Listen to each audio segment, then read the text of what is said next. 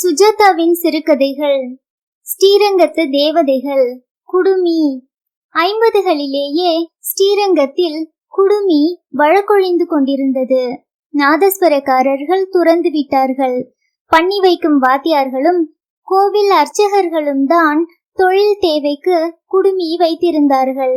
பள்ளி சிறுவர்களில் ஒரு சிலர் பெற்றோரின் பிடிவாதத்தின் விளைவாக 4வது 5வது வரை குடுமி வைத்திருந்து அதற்கு நவராத்திரி சமயத்தில் அழகாக தலைவாரி பின்னப்பட்டார்கள்.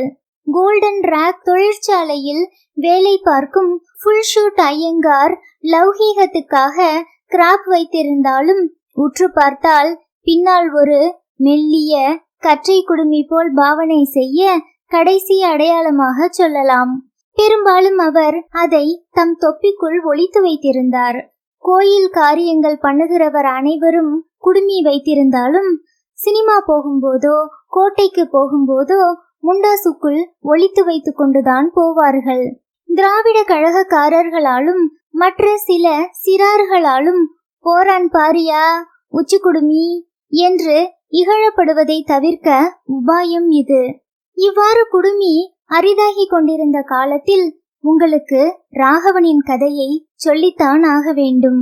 ரங்குவின் வீட்டையும் கோதாவரி மாமி வீட்டையும் தாண்டி கோகோ டம்ளர் என்று சொல்லப்பட்ட பாஷ்மா ஐயங்கார் வீட்டுக்கு முன்னே இருந்தது ராகவனின் வீடு.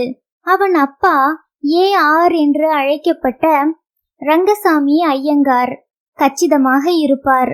சோடா பாட்டில் கண்ணாடி போட்டுக்கொண்டு ஹைஸ்கூலில் 8வது வரை கணக்கு வாத்தியார். விறகுக்காரனிடம் மாலை 5 மணி வரை எட்டனாவுக்கு பேரம் பேசுவார். அவருக்கு ஒரு பெண், 4 ஆண் மக்கள். அவர்களில் கடைசிதான் ராகவன். மற்ற பிள்ளைகள் சுமாராக படித்து BHELலும் தஞ்சாவூரிலும் புகழூர் சர்க்கரை தொழிற்சாலையிலும் கிளர்க்குகளாக போய்விட ராகவன் மட்டும் பெரிய வேலைக்கு வருவான் என்றுதான் அனைவரும் எதிர்பார்த்தோம்.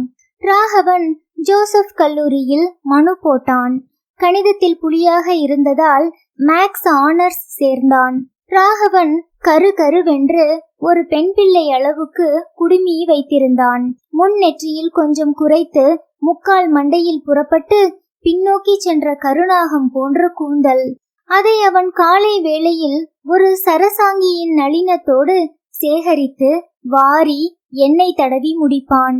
அப்படியே பந்து போல் பின்பக்கம் சுருண்டு கொண்டு கச்சிதமாக அமையும். அவனிடம் மற்ற பெண்மை குணங்கள் ஏதும் இல்லை. அவன் முகத்துக்கு அந்த குடுமி ஒரு தேஜஸ். அவன் பிரம்மச்சரியத்தினாலும் சபலமற்ற களங்கமற்ற முகத்தினாலும் ஒரு ஜொலிப்பும் சேர்ந்து கொண்டது. என்னிடத்தில் எப்போதாவது கணக்கில் சந்தேகம் கேட்க வருவான். அவன் சந்தேகங்கள் இல்லை, இப்படி சரியா என்று சரிபார்க்கத்தான் வருவான். பாட்டி எது கொடுத்தாலும் வாங்க மாட்டான். அதிகம் பேச மாட்டான் அவன். அதுவும் என் தங்கை வத்சலாவை கண்டால் உடனே ஓடி போய் விடுவான். வத்சலா கூட என்னடா அந்த பையன் இப்படி வெக்கப்படுறான் என்பாள். வெக்கமில்லை, மரியாதை. எனக்கு ஒரு நாள் அவன் குடுமியை விடுதலை பண்ணி நன்னா வாரி பிச்சோடா போடணும்னு ஆசையா இருக்குடா. கேட்டு பாக்குறேன், ஆனா அவன் சம்மதிக்க மாட்டான். அவன் நன்னா படிக்கிறானாமே, கலெக்டரா வருவாங்கற என்று கேட்டாள் பாட்டி. நம்ம வத்சலாவுக்கு வேணா பாத்துரலாமா? இந்த குடுமியை எடுத்தாதான் சான்ஸ் என்றாள் வத்சலா. ஏண்டி, அவனுக்கு குடுமி பாந்தமாத்தான் இருக்கு. இல்லை பாட்டி, என் ஃப்ரெண்ட்ஸ் எல்லாம் கலாட்டா பண்ணுவா, குடுமியை போய் கட்டிண்டியேன்னு. அவன் எப்ப எடுக்க போறான் கேட்டுரு என்று வத்சலா விளையாட்டுக்கு சொன்னாளாம். ஒரு தடவை பாட்டி இயல்பாகவே கேட்டுவிட்டாள். ஏண்டா ராகவா, நீ எப்படா உன் குடுமியை எடுக்க போற? எதுக்கு எடுக்கணும் மாமி? இப்ப எல்லோரும் கிராப்பு வச்சுருக்கா, உலகத்தோட ஒட்டி வாழணும்னு சொல்லுவா.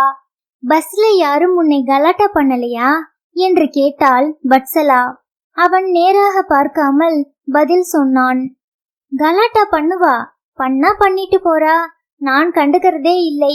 கலாட்டா பண்ணுவாங்கிறதுக்காக குடுமியை எடுக்கணுமா? இப்ப ஆனர்ஸ்ல அட்மிஷன் கிடைச்சிருக்கே ஜோசப் காலேஜ்ல, அவ எதுவும் ஆட்சேபனை தெரிவிக்கலையா? லேசா சொல்லி பார்த்தார் பிரின்சிபால். வெள்ளைக்காரர். Are you going to keep this ஸ்டஃப்ட்னு? எஸ் ஃபாதர் நேன். உன் குடுமியை எடுக்க சொன்னா என்ன பதில் சொல்லுவேன்னார். எனக்கு அட்மிஷன் வேண்டாம்னு சொல்லிடுவேன் நீன். நல்ல தைரியம்டா உனக்கு. தைரியம் இல்ல மாமி, எனக்கு பிடிச்சிருக்கு. குடுமியும் நெத்திக்கு இட்டுக்கிறதும் சின்ன வயசுல இருந்தே பழக்கமாயிடுத்து. அப்பா கூட ஜாடமாடையா சொல்றார் எடுத்துருன்னு. அம்மா, என் அக்கா எல்லோரும் சொல்றா. என் அண்ணா யாரும் என்னோட சினிமா போறதுக்கே வெக்கப்படுறா. சினிமா போவாயா நீ என்றாள் வத்சலா ஆச்சரியத்துடன். எப்பவாவது வருஷத்துக்கு ஒரு தடவை ஔவையார், லிவிங் டெசர்ட் மாதிரி நல்ல படமா வந்தா போவேன். ஜோசப் காலேஜ் அவன் குடுமியை விட அவன் வாங்கிய மார்க்கை அதிகம் கௌரவித்ததால் அவனுக்கு அட்மிஷன் கிடைத்தது. அங்கே அல்ஜிப்ரா சீனிவாசன் என்று ஒரு கணக்கு வாத்தியார் எங்களுக்கு தூரத்து உறவு. அவர் ஒரு முறை எங்கள் வீட்டுக்கு வந்தபோது வத்சலா தான் கேட்டாள், மாமா, எங்க பக்கத்திலே இருந்து ராகவன்னு ஒரு பையன் உங்க கிளாஸ்ல தான் படிக்கிறான். எந்த ராகவனை சொல்ற? குடுமி ராகவனா, குட்டை ராகவனா? குடுமி கடுக்கன், ஸ்ரீசூரணம். ஓ, அவனா? தெரியுமே, நன்னா தெரியுமே. எப்படி படிக்கிறான் என்று கேட்டேன். அந்த பையன் ஒரு ஜீனியஸ்பா. ராமானுஜத்தோட மறுபிறவின்னு சொல்லலாம். அன்னைக்கு டென்சார் கால்குலேஷன்னு ஒரு கணக்கு. நானும் பிரான்சிஸ் ராஜும் திணறின் இருந்தோம். இவன் என்னடான்னா சடக்குன்னு போட்டுண்டு பயந்துண்டே இப்படி போட முடியுமான்னு பாருங்கோ சாருன்னு கேக்குறான்.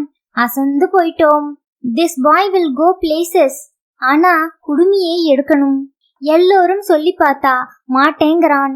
இந்த காலத்துல கொஞ்சம் ஆடாதான் இருக்கு, எடுத்துருவான். அவனை விட பிடிவாதமா இருந்தவன்களே கல்யாணமானதும் எடுத்ததை பார்த்திருக்கிறேன். ஆனா அவனை பார்த்தா கல்யாண கேசா தோணலை. ராமகிருஷ்ணர், விவேகானந்தர், ஜே கிருஷ்ணமூர்த்தின்னா பேசிட்டு இருக்கான். ஒரு நாள் தூங்கிட்டு இருக்கப்போ பெண்டாட்டி நறுக்கிடுவா என்றாள் வத்சலா. இவன் நிச்சயம் மேக்ஸ்ல ரிசர்ச் ப்ரோக்ராம் அல்லது எம்ஃபில், பிஹெச்டி போயிடுவான். இப்பவே சில தியரங்களை எல்லாம் செட் தியரி மூலமா ப்ரூஃப் பண்ண முடியும்னு சொல்றான். அப்போது எங்கள் வீட்டுக்கு வந்த ராகவன் ஸ்ரீனிவாசனை கண்டதும் குருவை பவ்யமாக அணுகி, சார், நம்ம ஆத்துக்கும் வந்துட்டு போகணும் என்றான். சந்தேகம் கேட்கலைன்னா வரேன்பா. இல்லை சார், நாங்க உன்கிட்ட கேட்கும்படியானாப்பா இருக்கு. அது சரி, நான் சொன்னேனே ஃபார்ம், அதை ஃபில்அப் பண்ணியா? ஸ்காலர்ஷிப்புக்கு பண்ணிட்டேன் சார். ஆனா என் குடுமியை வச்சுண்டு அங்கெல்லாம் போக முடியுமான்னு தெரியலை. முதல்ல அப்ளை பண்ணி பாரு, அப்புறம் குடுமி பெரிய விஷயம் இல்லை, வெட்டலாம், வளர்க்கலாம். அவன் மையமாக புன்னகைத்தான். அவன் சென்றதும் வத்சலா, இவனாவது வெட்டுறதாவது, கல்யாணமாகி அந்த பொண்ணு தூங்கின்னு இருக்கப்ப கத்திரிக்கோலை எடுத்து நறுக்கு நறுக்குன்னு வெட்டி தூர போட்டாதான் உண்டு. இப்பவே என் கை துரு துருங்கிறது. எதுக்காக அழிச்சாட்டியமா இவனுக்கு இத்தனை தலைமயிர்? எனக்கு வேலை கிடைத்து அலகாபாத் போய் ட்ரைனிங் போஸ்டிங் எல்லாம் ஆகி லீவில் திரும்பி வந்தபோது ராகவனை சந்தித்து 2 வருஷங்கள் ஆகிவிட்டன. என்ன ராகவா, நீ அமெரிக்கா போக போறதாகவும் ஸ்காலர்ஷிப் கிடைச்சதாகவும் சொன்னா? ஆமாம், கிடைச்சது. நான் போகலை. எம்எஸ் பண்ணிட்டு பிஹெச்டி பண்றதுக்கு ஹார்வர்டிலே கிடைச்சது. பிரிஸ்டன்ஸ்லயும் கிடைச்சது, நியூ ஜெர்சில. ஏன் வேணாம்னுட்ட? நான் வேணாங்களை, விசா கிடைக்கலை. கான்சல்ல விசாவுக்கு போயிருந்த போது என் குடுமியை பத்தி பேச்சு வந்தது. அந்த பொம்பளை வைஸ் கான்சல் கேட்டா. நான் அது என் சொந்த விஷயம் நேன். நீ இஸ்கான் ஆசாமியா? ஏர்போர்ட்டிலே பஜனை பண்ணி பிரசாதம் கொடுப்பாளே, அவ கோஷ்டியான்னா? இல்லே நேன். இந்த தடவை விசா கொடுக்கலை. ரொம்ப பிரில்லியன்ட் நீ. அடுத்த தடவை come without your little pooch, I give you விசான்னா. எனக்கு கோபம் வந்தது. உங்க விசா யாருக்கு வேணும்னு வந்துட்டேன். இப்ப என்ன பண்ற? ஆனர்ஸ் கம்ப்ளீட் பண்ணிட்டேன். ஏஜி ஆபீஸ்ல செலக்ஷன் கிரேடு கிளார்க் பரீட்சை எழுதினேன். பாஸ் பண்ணிட்டேன். ஆர்டருக்கு வெயிட் பண்றேன். அவன் குடுமி இப்போது இன்னும் பல பலவென்று அவிழ்த்து விட்டால் குதிகாலை தொடும் போல இருந்தது. அம்மா கல்யாணம் நிச்சயம் பண்ணிட்டா என்றான். குடுமியை எடுத்திருந்தா நானே உன்னை கல்யாணம் பண்ணின்றிருப்பேன் ராகவா என்றாள் வத்சலா கண் சிமிட்டி. ராகவன் புன்னகைத்து, அதுக்குத்தான் செல்லத்தை கல்யாணம் பண்ணிக்க சம்மதிச்சேன். அத்தை பொண்ணு குடுமியை எடுன்னு சொல்ல மாட்டா என்றான். அப்படி என்ன அந்த குடுமி உசத்தி? அமெரிக்கா போறதை கூட தியாகம் பண்ணும்படி அதை பிடிவாதமா வச்சுண்டு என்னத்தை நிரூபிக்க விரும்புற? அப்படி ஏதும் இல்லை. தன்னுடைய தோற்றத்தை தீர்மானிக்கிறதுக்கு ஒருத்தருக்கு உரிமை இருக்குன்னு நம்புறேன். அது மட்டும் இல்லாம கேலி செய்வான்னு எதுக்கு பயப்படணும்? செஞ்சா செஞ்சுட்டு போறாங்கிற மனோநிலை வாழ்க்கையில ரொம்ப தேவைப்படுறது. சரி, நீங்க அவசியம் கல்யாணத்துக்கு வரணும். ஆமா, உன் மேத்தமேட்டிக்ஸ் எல்லாம் என்ன ஆச்சு? அதை விடலை, அது பாட்டுக்கு அது. இப்பெல்லாம் ரிசர்ச் பேப்பர் எழுதிட்டு இருக்கேன். நம்பர் தியரி, கிரிப்டோ அல்காரிதம்ஸ்ல இந்தியன் மேத்தமெட்டிக்கல் ஜர்னல்ல ஆராய்ச்சி கட்டுரைகள் வெளியாகி இருக்கு. அடுத்த வாரம் திருச்சி RECல இன்டர்நேஷனல் கான்ஃபரன்ஸுக்கு ஒரு செக்ஷனுக்கு என்னை தலைமை தாங்க கூப்பிட்டு இருக்கா. மேத்தமெட்டிக்ஸ் தான் என் முதல் காதல். அமெரிக்காவில் இருந்தாலும் அதேதான். ஸ்ரீரங்கத்தில் குடுமி வச்சுண்டு இருந்தாலும் மேத்தமெட்டிக்ஸ் மாறாது. அப்ப குடுமியோட தான் போக போறியா? அப்கோர்ஸ். இது என்ன கேள்வி? லீவு முடிந்து திரும்பும் போது திருச்சி விமான நிலையத்தில் NEPC விமானத்தை பிடிக்க காத்திருந்த போது அடுத்து ராகவனை பார்த்தேன். கதர் சட்டையும் வேஷ்டியும் குடுமியுமாக.